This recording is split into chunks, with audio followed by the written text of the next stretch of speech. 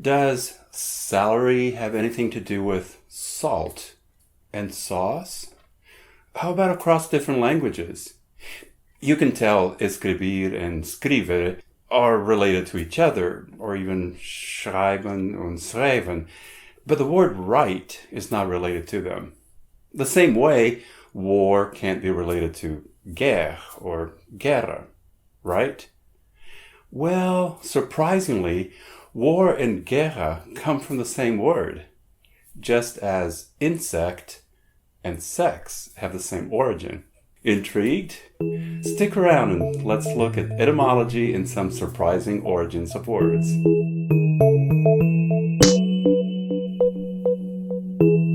Hi, welcome to Snap Language. I'm Mark Franco.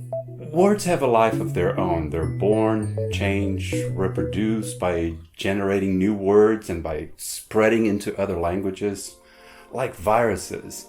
And words even get old and die. They just fall out of use.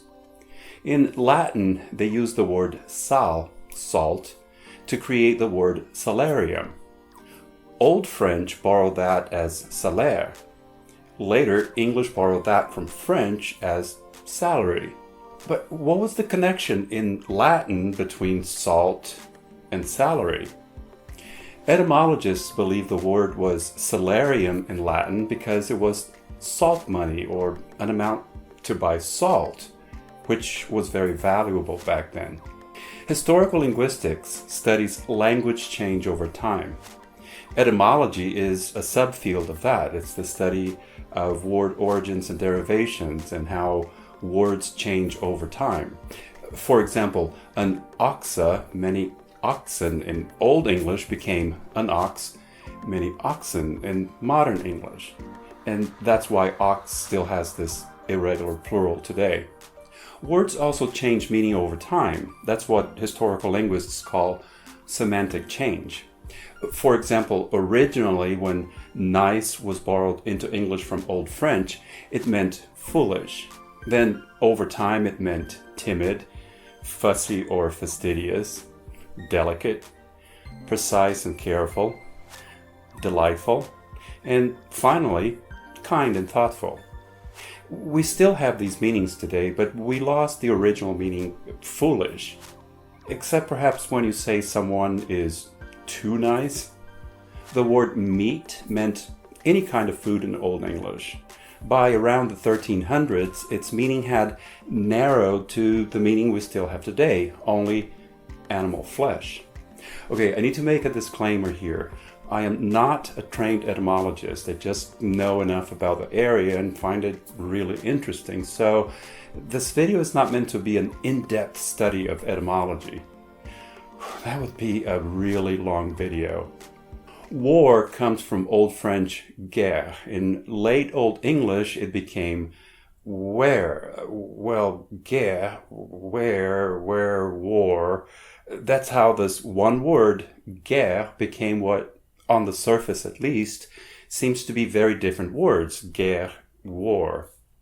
Why study etymology? When we understand how words and their meanings change over time, we learn about linguistic processes, how people use words and change their sounds and meanings, how languages borrow words from each other and change their pronunciation to conform to the phonology of the language. Well, we learn how language itself changes over time, not just how it changed in the past, but also how it's in the process of changing right now. Latin sal changed in other languages into sal, sel, salz, salt, zout. Then from salarium to salario, salaire, salary in English.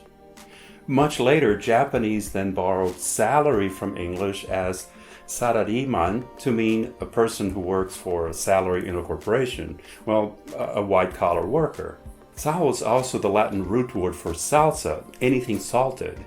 Salsa, sauce, saucy, sassy. At its core, English is a Germanic language, but it borrowed words from many other languages. It borrowed heavily from Latin, mostly through French. In fact, around 60% of English words are Latin in origin. That's 2 out of every 3 words. But then, if English words came from this Germanic language and Latin, where did those languages come from?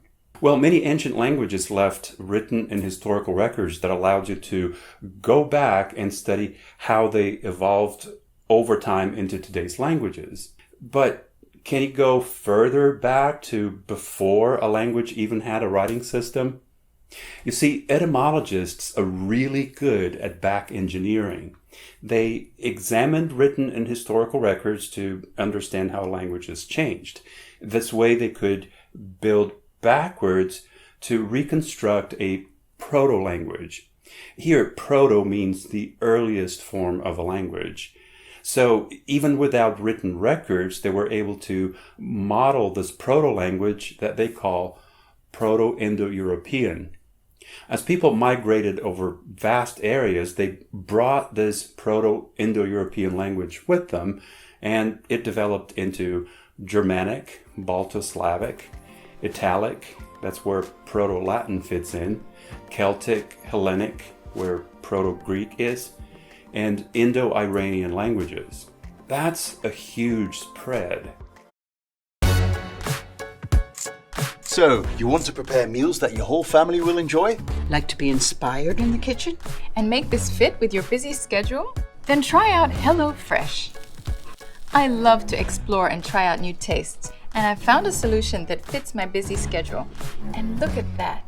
Ready in no time, less than 30 minutes to make, and I can't wait to dig in.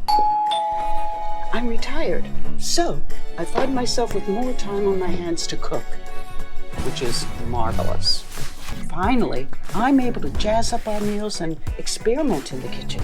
Hear this: pistachio-crusted lamb rump. I love to prepare nutritious meals for my family.